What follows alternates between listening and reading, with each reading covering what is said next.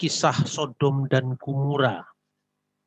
Dan kita akan belajar dari seorang tokoh yang bernama Lot.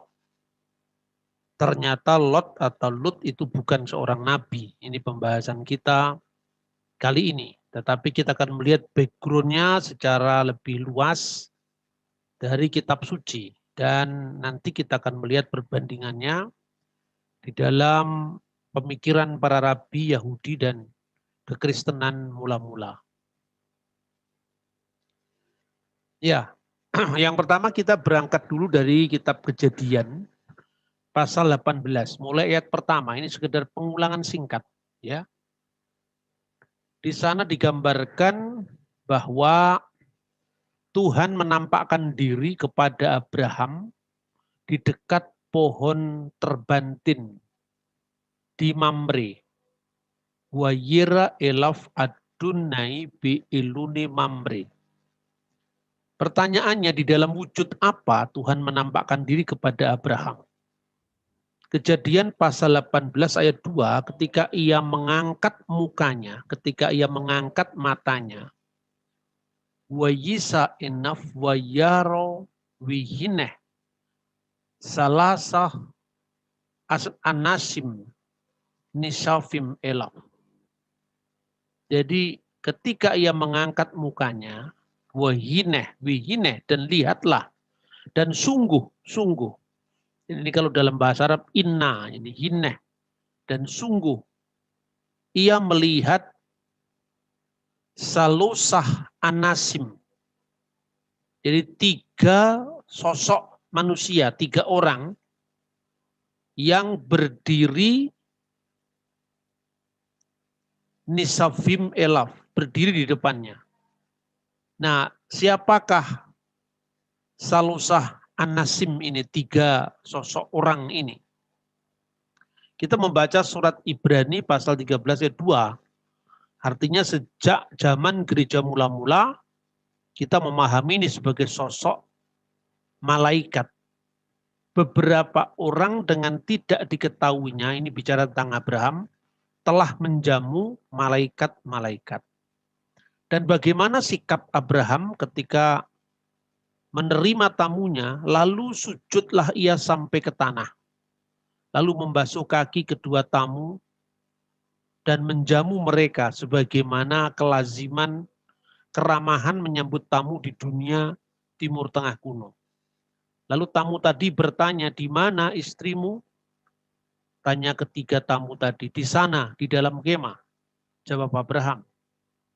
Tetapi menariknya di dalam ayat 10 dari pasal 18 kitab Kejadian ini, Tuhanlah yang berfirman bahwa tahun depan akan kembali untuk memenuhi janjinya, yaitu akan lahirnya Ishak.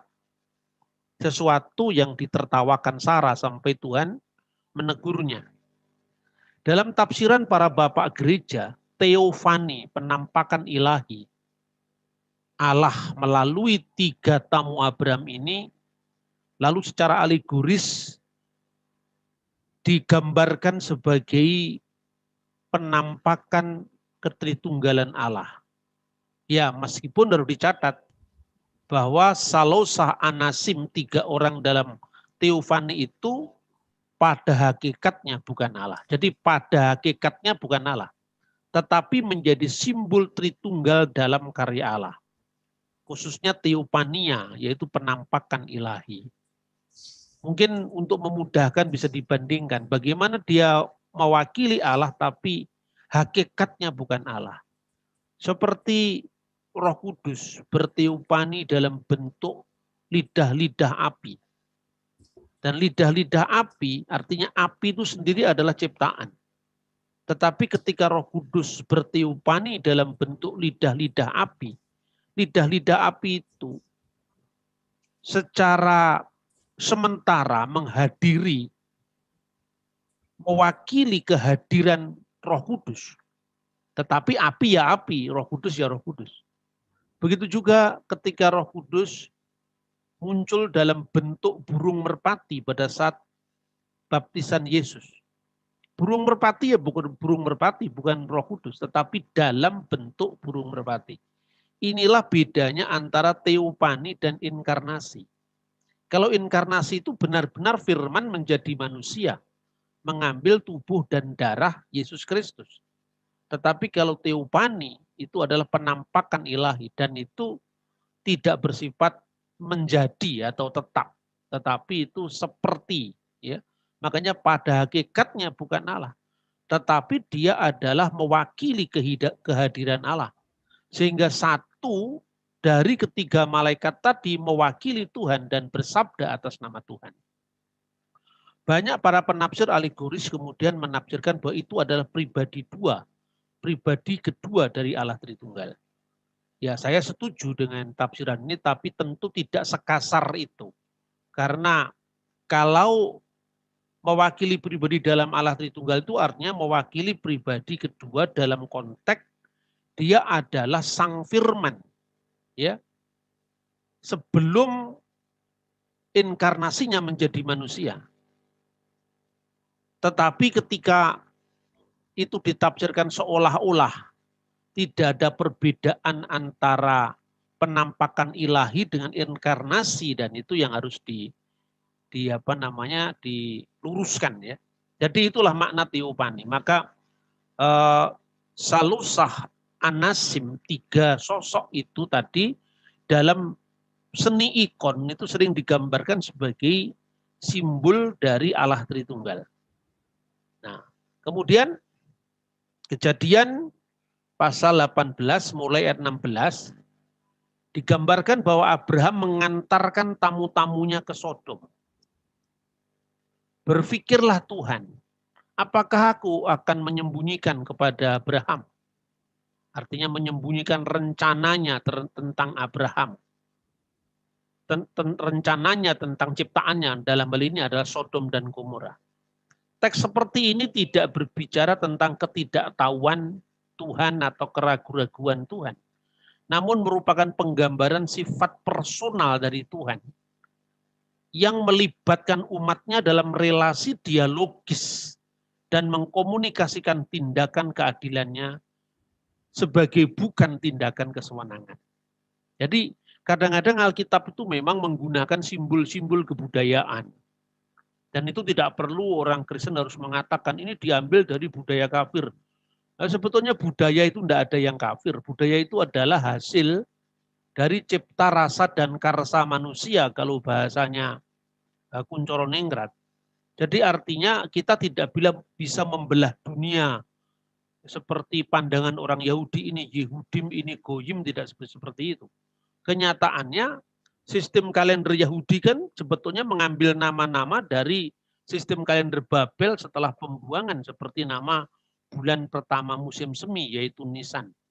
Sunat atau khitan seperti yang kita pelajari kemarin itu sudah dipraktekkan di masyarakat Mesir kuno lebih dari 1000 tahun sebelum Abraham. Tetapi ketika Tuhan mengangkat itu sebagai simbol dari perjanjiannya, bukan berarti Tuhan itu adalah menjiplak orang Mesir.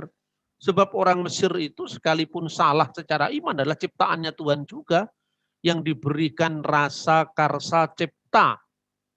Sama seperti manusia yang lain, maka pendekatan Kristiani tidak seharusnya memandang dunia ini sebagai sesuatu yang bersifat hitam putih. Nah, misalnya lagi yang pernah saya contohkan, ketika Tuhan mencoba mengkomunikasikan rencananya, ketika apakah aku harus menyembunyikan kepada Abraham tentang rencana Tuhan terhadap ciptaannya, dalam hal ini Sodom dan Gomora. Apakah itu berarti Tuhan tidak maha tahu, menimbang-nimbang dulu? Tidak. Penggambaran semacam ini justru menunjukkan sifat pribadi dari Tuhan. Sifat personal dari Tuhan. Jadi Tuhan itu bukan yang digambarkan dalam filsafat Yunani yang apatis tanpa rasa. Hanya sekedar konsep yang abstrak. Tapi Tuhan yang mengejawantahkan dirinya di dalam sejarah umatnya. Maka beliau berkenan untuk digambarkan dalam relasi dialogis dengan manusia, dalam mengkomunikasikan tindakan keadilannya, dan sambil mendidik manusia itu bahwa tindakan keadilan itu tidak bertentangan dengan kasihnya. Nah, gambaran seperti ini juga muncul misalnya ketika umat Israel mendapatkan simbol-simbol dari bangsa lain tentang sidang para dewa. Sidang para dewa itu kemudian diadopsi oleh kitab Mazmur misalnya tentang Tuhan berdiri di depan sidang ilahi. Gambaran seperti ini bukan merupakan sifat kelemahan Tuhan, tetapi justru Tuhan yang mengkomunikasikan dirinya dalam bahasa yang diterima oleh peradaban manusia pada setiap masa. Nah, seperti itu. Cuma kita juga jangan berlebih-lebihan bahwa sifat komunikatif Tuhan terhadap umatnya itu kemudian kita tafsirkan secara harafiah. Nah, seolah-olah Tuhan itu bergantung dengan ciptaannya. Kemudian Keluaran pasal 18 ayat 12 itu tertulis begini, dan berpalinglah orang-orang itu, artinya para malaikat itu. Di sini digunakan kata ha'anasim, manusia-manusia itu, wajillaku siduma, dan berjalan ke arah Sodom. Nah, ha'anasim di sini menunjuk kepada dua orang malaikat. Karena dalam Kejadian pasal 1 nanti dikatakan wayabousane hamalakim siduma, dan tibalah ya Shane dua hamalakim malaikat itu di Sodom. Jadi artinya siapa tamu Abraham itu dijelaskan di sini itu adalah malaikat. Lah yang satunya kemana? Ini pertanyaannya. Jadi salah seorang dari malaikat yang berfirman itu personifikasi Tuhan sendiri. Seperti tadi saya sampaikan tentang makna teopani tadi.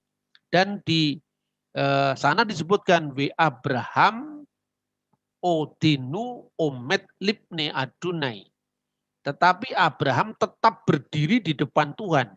Jadi salah satu dari tiga ha'anasim manusia tadi, im itu bentuk jamak ya, jadi menyebut tiga manusia, tiga anas, tiga manusia, dan bahasa Arabnya juga nas sama. Ya ayuhan nas, wahai manusia. Itu mewakili Tuhan, yang berbicara itu adalah mewakili Tuhan, dan Abraham menyerunya dengan Adonai. Kemudian Kejadian pasal 18 ayat 23. Disebutkan di sana, dan mendekatlah Abraham dan berkata. Di sini kata mendekat itu bukan harus dipahami secara fisik. Mendekat Tuhan dalam konteks ruang, bukan. Sebab kata yang dipakai wayigas Abraham wayumar, dan mendekatlah Abraham dan berkata. Yang dipakai di sini adalah kata nagas, yang dimaknai adalah pendekatan hati dan pikiran kepada Tuhan dalam konteks penyembahan. Misalnya dijumpai dalam Keluaran pasal 30 ayat 20, Yesaya pasal 29 ayat 13, Yeremia pasal 30 ayat 21, dan masih banyak ayat yang lain. Dan dari ayat ini Abraham memohon belas kasihannya atas Sodom. Nanti kita akan mendapatkan kesan seperti tawar-menawar. Syafaat Abraham itu. Padahal di situ yang ditekankan itu adalah bukan tawar-menawar dalam pengertian bahwa Tuhan serba peragu, itu ditawar oleh Abraham. Bagaimana kalau di kota itu ada 50 orang yang benar? Ya Tuhan, oke. Kalau 45 bagaimana? Kalau 45 saja, Tuhan juga masih oke. Lalu turun lagi. Seolah-olah Abraham menawar, kalau 40 yang ada di Sodom orang yang benar, Tuhan masih oke. Kalau turun lagi 30 bagaimana? Oke pula. 20 masih oke. 10 dan itu yang paling terakhir disampaikan Abraham kepada Tuhan. Apakah ini adalah bentuk tawar-menawar? Saya kira bukan. Tetapi syafaat Abraham itu ketekunan dalam harapan akan kasihnya. Seperti ungkapan mengampuni 7 kali misalnya. Itu ada gambaran tentang sesuatu yang berulang-ulang. Dan dalam liturgi sesuatu yang berulang-ulang ini misalnya dijumpai dalam Mazmur pasal 136. Lalu diulang-ulang ketika misalnya hodu leluhiha iluhim kile olam hasdu. Hodu laduniha adunim kile olam hasdu dan seterusnya. Kenapa harus diulang-ulang kile olam hasdu? Karena untuk selama-lamanya kasih setianya. Kile olam hasdu. Karena untuk selama-lamanya kasih setianya. Ketika dia menekankan suatu aspek. Ya, terpujilah Allah segala ilah.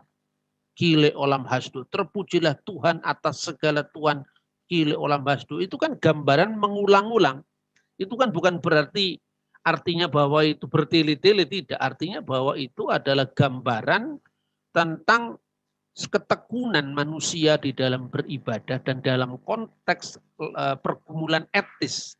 Itulah yang digambarkan di dalam Kejadian pasal 18, 16, 33 yang sepertinya itu tawar-menawar. Kalau nggak ada 50 aja, misalnya 45 gimana Tuhan? Jangan 45 lah. Kalau 40 bagaimana? Kalau 30 bagaimana? Kalau 20 bagaimana? Kalau ada 10 bagaimana? Sesungguhnya apa yang dipikirkan oleh Abraham ketika dia sepertinya terkesan minta belas kasihan Tuhan secara berulang-ulang seperti tawar-menawar bentuknya, itu sebenarnya dibalik itu apa? Di balik syafaat Abraham kepada Tuhan atas Sodom dan Gomora itu sebenarnya kekhawatiran Abraham atas orang-orang benar di Sodom dan Gomora itu adalah Lot, keponakannya. Meskipun rasa keadilannya, maksudnya rasa keadilan Abraham, tidak hanya dibatasi hanya karena demi keponakannya saja. Tetapi kira-kira hitungan 50 itu yang bisa dipikirkan oleh Abraham, kira-kira Lot itu punya komunitas. Ya baik keluarga dekatnya, lalu keluarga yang lebih jauh, tetangga-tetangganya yang baik. Kalau kira-kira 50 ada apa enggak ya? Kalau ada, bagaimana orang ini? Apakah Sodom dan Gomora tetap akan dihancurkan? Abraham mungkin ragu lagi, apa ada ya 50 ya? Komunitasnya Lot itu. Kalau misalnya tidak ada 50, kalau 45 bagaimana? Justru itu menggambarkan tentang di satu pihak kekhawatiran Abraham, tapi di pihak lain adalah ketergantungannya kepada Tuhan. Bahwa Tuhan pasti akan mengasihi dia karena melihat kelemahan dari umat manusia khususnya menyangkut keponakannya yaitu Lot. Maka itu muncul angka 50, 45, 40, 20, 30 sampai 10 tadi. Jadi sekali lagi ini bukan sikap tawar-menawar, tetapi pada suatu sisi Abraham menyadari kebejatan kaum Sodom, tapi pada sisi lain ia juga yakin bahwa penghakiman Tuhan itu pasti adalah penghakiman yang adil. Dan bahwa sifat kasih Allah itu tidak bertentangan dengan tuntutan keadilannya. Lalu digambarkan sebenarnya Lot itu sosok yang lemah. Digambarkan salah mengambil keputusan saat memilih wilayah Sodom. Di situ ada ego yang mendasari dia, kepentingan diri sendiri yang mendasari Lot.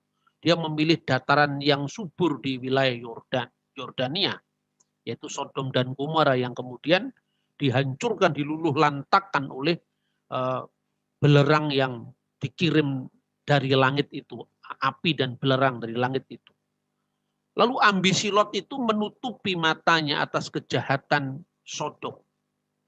Seperti disebutkan dalam Kejadian pasal 13 ayat 13. Meskipun ia masih terhitung sebagai orang yang benar. Lah ini menarik.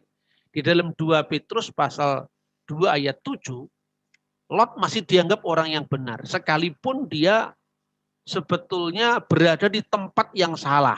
Berada di tempat dan itu nanti akan berdampak pada pilihannya.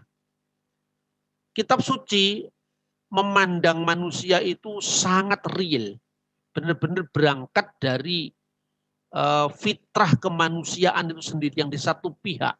Dia memiliki kerinduan kepada keabadian, tapi di pihak lain dia terikat oleh warisan fisiknya yang lemah, yang bisa berbuat, yang mudah berbuat dosa. Tuhan ingin menunjukkan kepada Abraham, pertama adalah fakta tentang kebejatan moral manusia yang tidak seiring, tidak sejalan dengan tuntutan moralnya. Kedua, Tuhan menekankan kekudusannya yang mutlak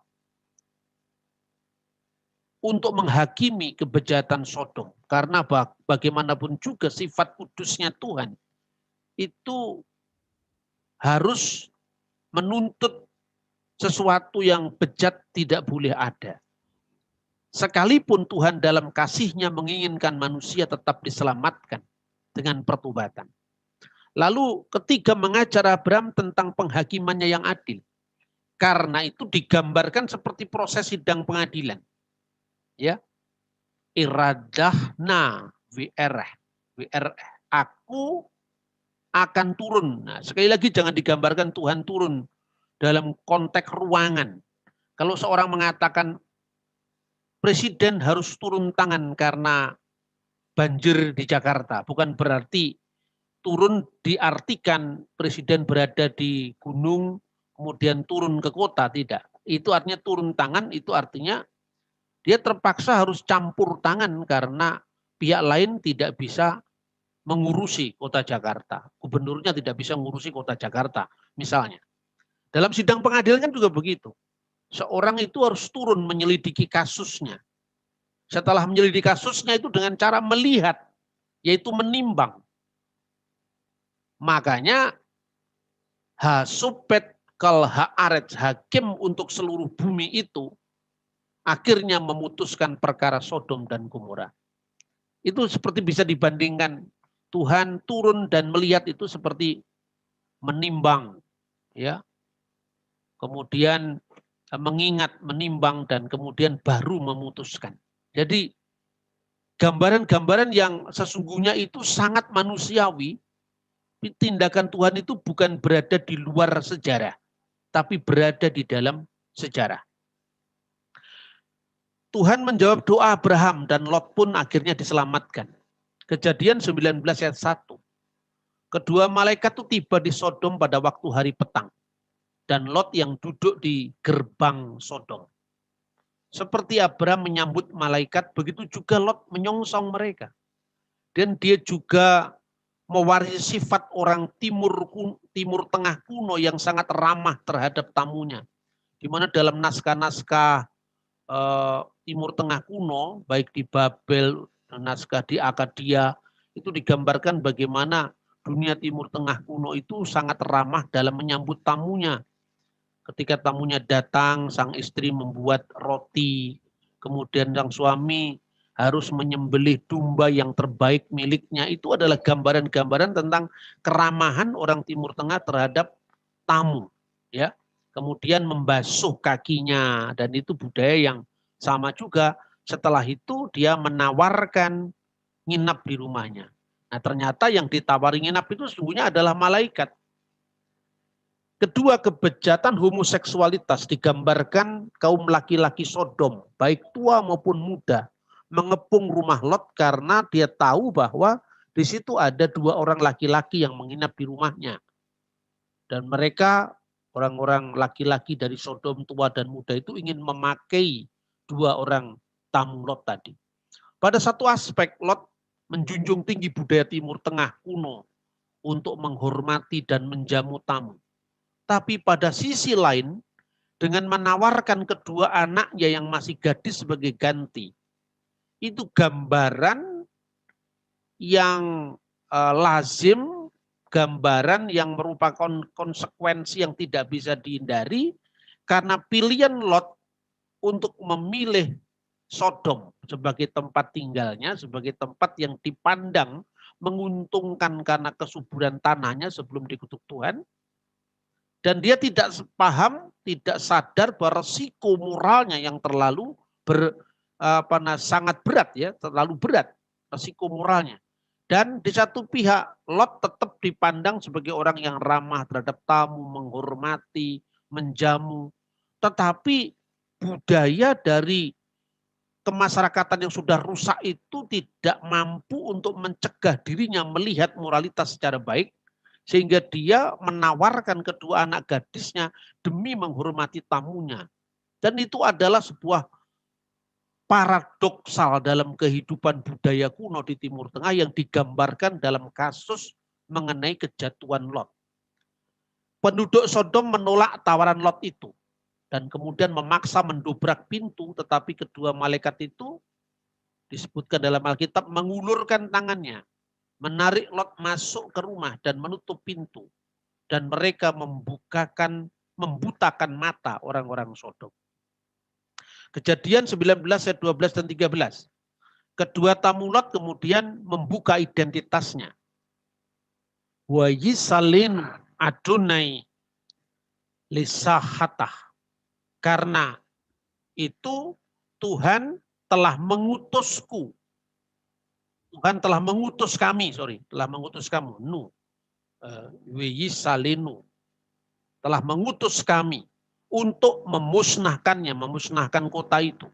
Dan menyuruh Lot mengajak keluarganya meninggalkan kota terkutuk di mata Tuhan.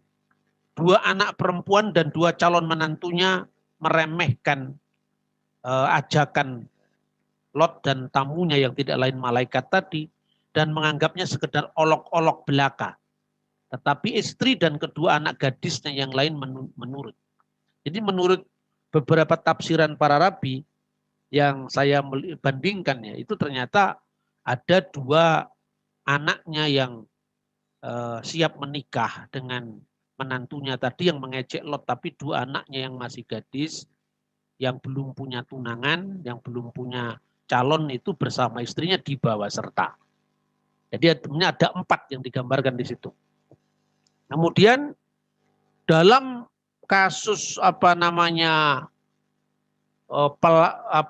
meninggalkan Sodom tadi, istri Lot itu menoleh ke belakang dan kemudian menjadi tiang garam. Nah, kita bisa melihat kisah ini dengan cukup menarik ya. Yang pertama-tama ketika meninggalkan Sodom, Lot itu masih meminta kepada kedua malaikat agar ia pergi ke Zoar dengan pertimbangan bahwa bukankah Zoar itu adalah kota kecil. Jika demikian, maka nyawanya akan diselamatkan. Dia memilih dalam konteks itu Lot juga masih meminta kepada 2 utusan Tuhan tadi. Zoar itu adalah kota kecil ya. Diharapkan bahwa bukankah Zoar itu adalah kota kecil, maka di situ kemungkinan untuk dia selamat dalam pertimbangan Lot yang lebih besar daripada di tempat yang lain. Luar biasanya kedua utusan Tuhan itu pun mengabulkan. Nah, ketika Lot tiba di Zoar, ketika itu matahari sedang terbit. Kemudian mencatat, itulah sebabnya nama kota itu adalah Zoar, karena Zoar itu adalah kecil ya, mis'ar ya. Halu mis'ar hi. Bukankah kota, hi itu menunjuk kata ganti, Medinat itu kota, atau Ir itu kota. Itu kecil, maka dari kata soar itu diambil dari kata sear, yaitu kecil. Maka dikatakan alhen karasam hair soar. Itulah sebabnya nama kota itu adalah Zoar. Gambaran-gambaran seperti ini yang disebut dengan aitiologi. Jadi asal usul tempat atau kota ya yang itu digambarkan dengan nama-nama seperti misalnya munculnya nama Jakarta dari Jayakarta, munculnya nama Malang Kuseswara, itu sebenarnya kalau itu juga aitiologi sebetulnya. Itu ada kisah ya. Misalnya kenapa disebut Malang? Karena Mala Angkuca Iswara. Iswara telah mengalahkan kejahatan. Kenapa disebut kota Soar? Karena bukankah kota ini kecil gitu sebetulnya. Dan itu sebetulnya sekaligus ada mengabadikan kisah yang ada di balik itu. Itu aitiologi. Ketika Tuhan menurunkan hujan belerang dan api atas Sodom dan Gomora dari langit, ya, istri Lot yang mengikutinya, watabet isto, maka yang istrinya yang mengikutinya itu me'aharam, dia melihat ke belakang, menoleh ke belakang, watehin nasib me'ah. dan kemudian dia berubah menjadi tiang garam. Bagaimana dengan arkeologi kota Zoar, Sodom dan Gomora? Kita akan membandingkan seorang arkeolog yang bernama Albright yang sangat terkenal sekali dalam penggalian-penggalian di Timur Tengah yang khususnya berkaitan dengan situs biblical tentang Alkitab ya. Ketika dia melakukan penggalian di Timur Tengah dekatnya Yordan itu, dia memperkirakan dalam penemuannya itu adalah letak kota Zoar itu di Gur El Safi, lembah subur di antara muara sungai Sil Al-Qurahi. Tanah ini dikembangkan pada zaman Bizantium, jadi pada zaman Yunani. Jadi pada masa Kristen. Tetapi di wilayah ini ternyata ditemukan tembikar-tembikar yang berasal dari milenium kedua sebelum Masehi. Dan milenium kedua sebelum Masehi itu adalah zaman Abraham dan Lot. Sodom dan Gomora itu diperkirakan sudah tertutup air yang dangkal di Laut Mati. Kira-kira pada tahun 1892, Dr. Keil melihat permukaan air yang terus naik. 1924 ini laporan-laporan beliau. Pulau garam kecil di sana, pulau garam itu artinya pulau kecil yang terbentuk dari garam di Laut Mati itu. Pada beberapa saat kemudian kira-kira 40-an tahun dia datang lagi ke tempat itu sudah tertutup. Bahkan kalau Anda dari kota Yerusalem menuju ke Laut Mati, ya setelah kita melewati jalan yang panjang itu, menjelang masuk Laut Mati itu ada tanda di jalan itu yang menunjukkan kira-kira air sampai di sini pada tahun sekian. Itu menunjukkan bahwa terjadi terus-menerus perubahan tata alam karena akibat perubahan letak geografis daripada Laut Mati itu. Nah, kita juga ada catatan dari Flavius Josephus dalam bukunya War of the Jews, Perang Yahudi.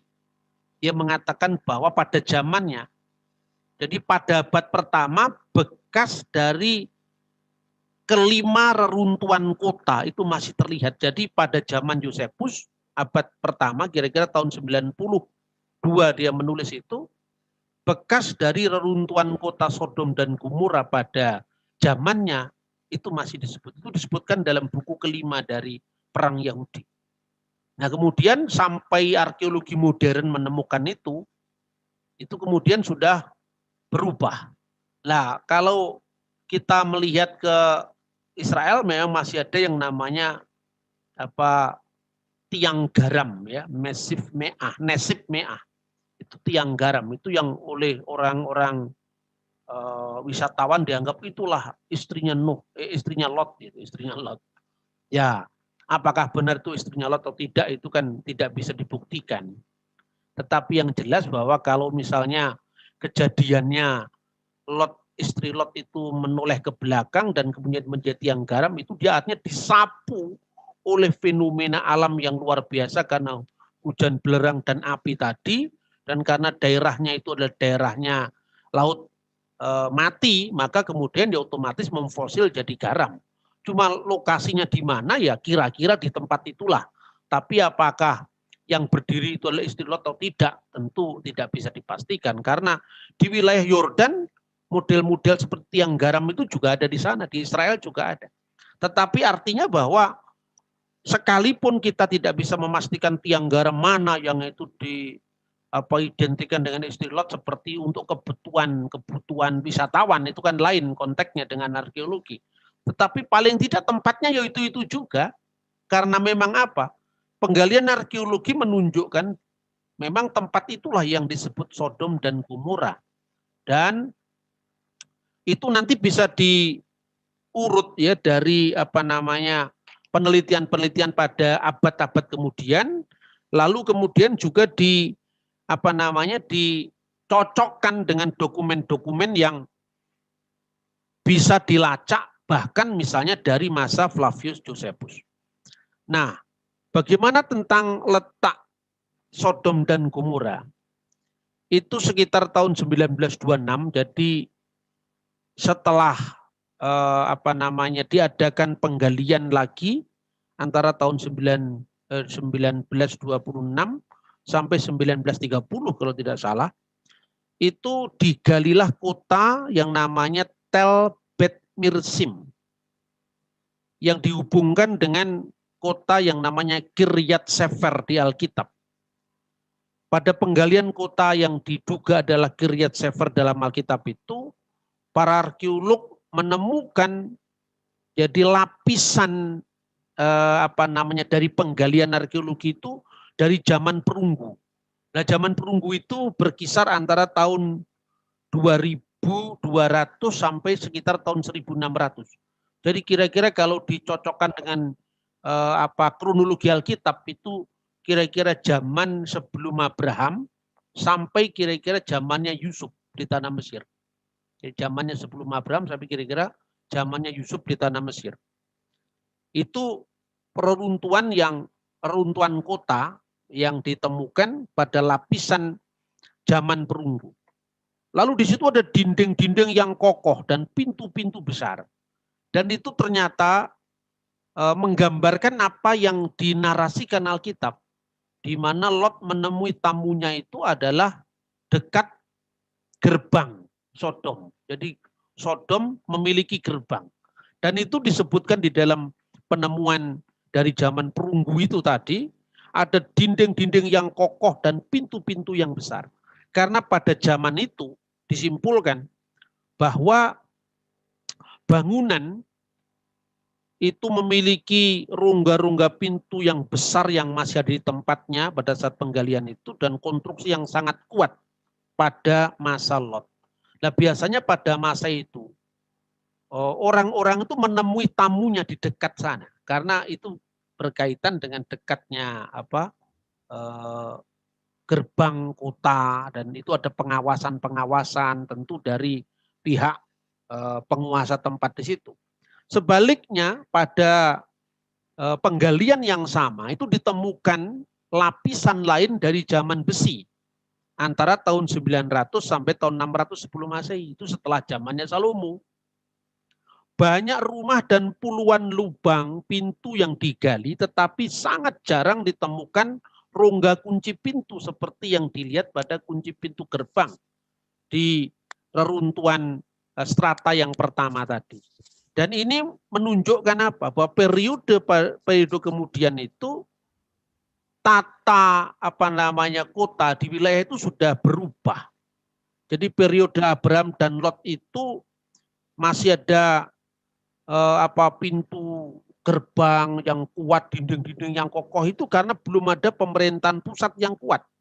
Jadi pintu-pintu dan dinding-dinding yang kuat itu sangat diperlukan. Tapi ketika angkatan berikutnya lagi kira-kira pada zaman setelah Salomo sampai kira-kira tahun 600-an sebelum Masehi, itu situasinya sudah berubah. Nah, ini satu contoh penemuan di Kiryat Sefer yang bisa dilihat dari data-data arkeologi dan saya tidak sempat untuk menuliskan itu di PowerPoint ya karena nggak cukup waktunya ya, karena memang kalau kita webinar di masa pandemi begini memang lebih sulit karena kalau saya hanya bicara secara lisan begitu kan orang sulit membayangkan. Tetapi tentu dengan membuat PPT itu kan memerlukan waktu, konsentrasi dan saya harus memilah satu-satu supaya orang bisa lebih mudah membayangkan tentang apa yang kita lihat ya, yang kita dalami. Kemudian Lot akhirnya diselamatkan.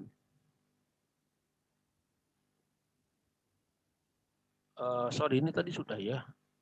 Oke. Arkeologi, oke. Jadi Sodom dan Gomora sudah musnah. Tetapi ternyata roh-roh Sodom dan Gomora masih gentayangan. Belum beranjak pergi. Jadi spiritnya masih dibawa oleh anaknya Lot. Lot atau Lut itu berhasil membawa kedua anak putrinya dari kemusnahan Sodom. Tetapi dia tidak berhasil menyingkirkan tabiat dosa warisan dari Sodom.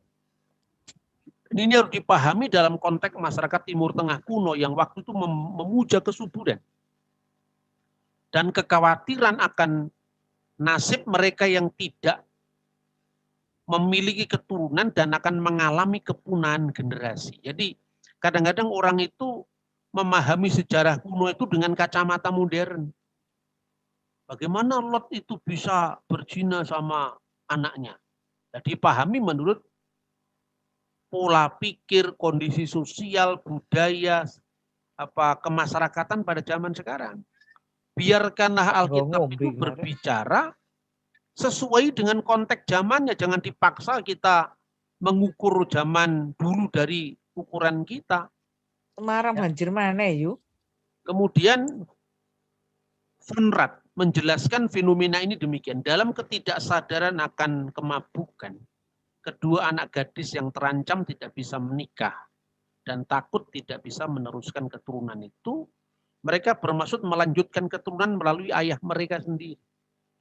Suku yang lahir dari cara yang salah ini adalah Bani Moab dan Bani Ammon. Kedua anak Lot itu tidak merasa malu.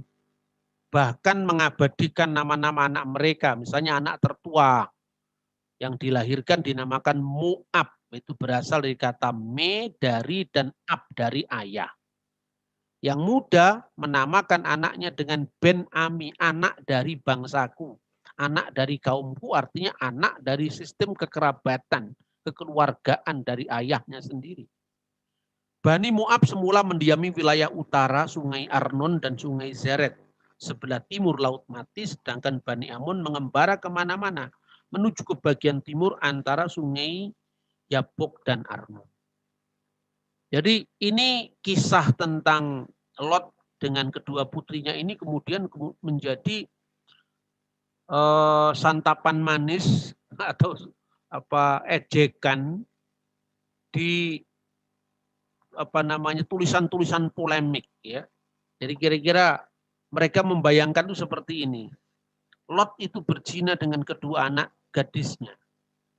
Bukankah Nabi itu adalah harus maksum? Nabi itu kan tidak boleh salah. Nabi itu maksum. Nah ini Lot bisa digambarkan berzina sama anaknya. Itu kemudian muncul dalam tulisan-tulisan polemik. Apalagi dikaitkan bahwa Moab itu berada di Yordan. Ammon itu yang sekarang menjadi nama baru kota Aman pada zaman raja-raja Israel dulu, itu disebut sebagai kota Raba, kota yang besar. Atau Raba Bani Ammon, ya. Kota Bani Ammon yang besar. Kemudian pada masa Yunani, Romawi, ya, setelah zaman Yunani dan kemudian Romawi, Alexander the Great abad ketiga sebelum Masehi dan kemudian Jenderal Pompei menguasai Timur Tengah khususnya tanah Israel. Kemudian didirikanlah yang namanya Dekapolis atau 10 kota. 10 kota itu termasuk misalnya dulu dinamakan Girgasi dalam zaman Perjanjian Lama. Lalu menjadi Gergesa yang itu letaknya di wilayah yang disebut dengan Gadara. Dan lagi ada kota yang namanya Gerasa yang sekarang menjadi Jeras di Yordan. Lalu ada kota yang namanya Pela dan satu kota lagi namanya Philadelphia adalah nama Yunani dari Bani Ammon atau Rabat Ammon tadi. Nah, berarti kan bangsa kami itu adalah keturunan dari hasil incest antara Lot dengan anaknya. Maka kami tidak mengakui kisah Alkitab itu. Nah, mau diakui tidak diakui itu sumber catatan lama ribuan tahun kok. Mau dipaksa dengan pemikiran orang zaman sekarang. Nah, pertama yang ditegaskan bahwa Lot itu dalam Judaisme dan dalam kekristenan dia bukan nabi. Nah ini. Jadi yang menabikan Lot itu sesungguhnya agama Islam, tradisi Islam. Lot itu mulai disebut nabi itu ya dalam Islam. Di dalam catatan-catatan kuno Yahudi, dalam Talmud, dalam iman Kristen, tidak pernah Lot itu disebut nabi. Dalam Islam disebut Lut alaihi salam. Lot itu bukan nabi. Dalam Yudaisme maupun dalam kekristenan tidak pernah dipandang sebagai nabi. Meskipun pribadi Lot itu ditimbang antara baik dan buruknya. Ada perspektif kebaikannya, ada perspektif kekurangannya, tetapi Lot tidak pernah disebut nabi. Nah, kita akan melihat kesan-kesan ini sekedar tambahan dari narasi Alkitab itu ketika disalahpahami ya. Kesan negatif terhadap Lot. Ini saya kutip dari sumber Yahudi. Misalnya Midrash Bereshit Rabbah. Ketika Lot memisahkan diri dengan Abraham, digambarkan di sana, artinya dinarasikan di dalam Midrash Bereshit Rabbah Yahudi itu, aku tidak memilih Abraham, tidak juga memilih Tuhan. Dalam Midrash maupun dalam sejumlah pesikta, misalnya pesikta Rabbi Eliezer misalnya, Lot itu disebut jahat. Menyerah kepada nafsunya sehingga dia memilih Sodom yang dianggap itu lebih subur, tetapi dia tidak memandang resiko kejahatan yang ada di dalamnya. Maka kisah Lot itu dibaca setiap Sabat sebagai peringatan. Misalnya di dalam Nasir 23b. Semua berkat yang diterima Lot dalam pandangan yang terkesan negatif ini, itu semua jasa Abraham. Bahkan disebutkan, andaikannya tidak ada Abraham, maka Lot akan binasa bersama orang-orang Sodom. Juga dosa, perzinahan dan kedua istrinya itu adalah bukti kelalaian dari Lot. Maka kisah Lot ini sisi negatifnya itu jangan dicontoh dan itu digambarkan bagaimana kisahnya itu dibacakan untuk peringatan jangan seperti Lot. Itu gambaran di dalam misalnya Nasir 23b. Tetapi juga ada kesan positif misalnya. Pirkei Rabbi Eliezer menyebut kebaikan Lot dengan kata sadik dalam Kejadian 23 itu mengacu kepada Lot. Diakui sifat buruknya, tetapi seperti Abraham, Lot bersifat ramah terhadap tamunya. Itu diperhitungkan di mata Tuhan. Karena dia sedang menyambut kedua malaikat Tuhan. Dalam perjanjian baru, kekristenan juga mengakui sifat positifnya. Di mana Lot itu tetap disebut sebagai orang yang baik, sekalipun dia berada di tempat yang salah. Dan karena berada di tempat yang salah, maka resikonya dia juga tidak kebal terhadap budaya dosa atau budaya kesalahan sehingga terjadi kasus yang memalukan bersama kedua putrinya itu. Jadi meskipun Kristen dan Yahudi mengakui baik dan buruknya sifat Lot, tetapi toh Lot bukan seorang nabi. Nah, memang ada satu literatur Yahudi yang muncul di abad-abad belakangan ya. Lot itu disebut sebagai sadik gamur. Orang yang sungguh-sungguh benar. Dan dalam buku yang berjudul Mikat Muniyot Haji Hudim itu kira-kira pernah terbit di Baghdad ya, zaman modern. Lot bahkan disebut nabi. Karena Lot itu disebut orang yang sungguh-sungguh benar, sadik gamur. Tetapi jelas bahwa tradisi Yahudi di Baghdad itu karena pengaruh masa keemasan Islam. Kemudian kalau di dalam Talmud ya, misalnya Megilat 14a. Anda bisa lihat edisi online-nya kan sudah banyak muncul itu. Ada 48 nabi-nabi yang diakui dan 7 nabiah yang diakui di dalam Talmud itu. Lot tidak pernah termasuk dalam nabi. Jadi kalau dalam budaya tradisi Yahudi itu kan ada nabi-nabi atau katakanlah institusi semacam kenabian begitu yang dibangun setelah zaman Musa.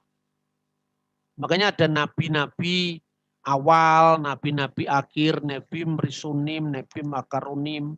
Makanya di dalam traktat Pirkei Avot dikatakan Musa menerima Taurat dari Sinai, lalu memberikannya kepada Yosua, Yosua memberikannya kepada tua-tua Seknim, Seknim memberikannya kepada Nebim, Nebim memberikannya kepada Enas, Kneset, Hagedolah. Enas, Kneset, Hagedolah, orang yang berada di mahkamah agama. Mahkamah Besar Sanhedrin. Ya, artinya bahwa urutannya Musa memberikan kepada Yosua bin Nun, Yosua memberikannya kepada sektim tua-tua bangsa Israel, memberikannya kepada Nabi. Jadi Nabi itu setelah tua-tua bangsa Israel, 70 tua-tua itu kalau di institusi kenabian. Tetapi yang kedua, kalau Abraham disebut Nabi, Sarah disebut Nabiyah, Deborah disebut Nabiyah, Musa disebut Nabi, Daud disebut Nabi. Itu kedudukannya tentu lebih rendah daripada patriark atau bapak bangsa. Karena melalui seluruh kisah kenabian itu setelah zamannya Nuh dan kemudian menjelang zaman Abraham, itu kan diawali dari pemilihan Abraham dalam Kejadian pasal 12. Di mana Abraham akan dijadikan sebagai bangsa yang besar, namanya akan masyhur, akan menjadi berkat, yang memberkati dia akan diberkati, yang mengutuk dia akan dikutuk. Dan olehmu semua kaum di muka bumi akan mendapatkan berkat. Itu rancangan keselamatan yang Tuhan letakkan dengan pemilihan Abraham. Maka pemilihan bapak bangsa yang melahirkan bangsa-bangsa yang besar, ya, bapak dari bangsa-bangsa yang besar, sekalian bangsa yang besar itu lewat Abraham. Nah, ketika bangsa Israel itu sudah eksis, kemudian menyimpang, bahkan setelah zaman Salomo terbelah menjadi dua, diutuslah para nabi. Kan begitu. Jadi tidak pernah ada Lot itu dimasukkan di dalam jadwal nabi, baik oleh orang Yahudi maupun orang Kristen, sekalipun itu ditimbang secara benar. Jadi persoalannya ini adalah persoalan dalam Islam yang terlanjur menyematkan status nabi kepada Lot, dan kemudian nabi itu didefinisikan, nabi itu harus bersifat maksum. Lalu Islam juga mengembangkan definisi nabi sendiri. Nabi setiap orang yang menerima wahyu Tuhan. Oh iya, Junius. Dan tidak wajib menyampaikannya kepada umat manusia. Itu ya, sementara Rasul itu menyampaikan wahyu kepada umatnya setelah dia mendapatkan wahyu itu dari Tuhan. Ini kan definisi yang dikembangkan oleh ajaran Islam, dan ini bukan definisi yang ada dari awal mula. Maka tentu tidak fair kalau kita menilai tradisi biblikal yang jauh lebih tua, di mana kisah tentang Lot itu justru paralel dengan situasi sosial, politik, budaya pada masa Timur Tengah kuno, seperti yang dibuktikan pada temuan-temuan arkeologi tadi, ketimbang kita mengembangkan tafsir sendiri. Inilah perlunya dialog teologis antara Islam dan Kristen di Indonesia, sehingga tidak seperti yang muncul dalam tulisan polemik itu. Bible membawa petaka, menuduh Nabi Allah sebagai berbuat zina. Nah, ini ukuran siapa yang dipakai? Itu saya kira beberapa kisah yang bisa kita pelajari dari Kejadian pasal 18 dan pasal 19. Khususnya mengenai kisah Lot dan Sodom dan Gomora. Kiranya Tuhan memberkati kita. Terima kasih. Shalom alaikum. Bismillahirrahmanirrahim.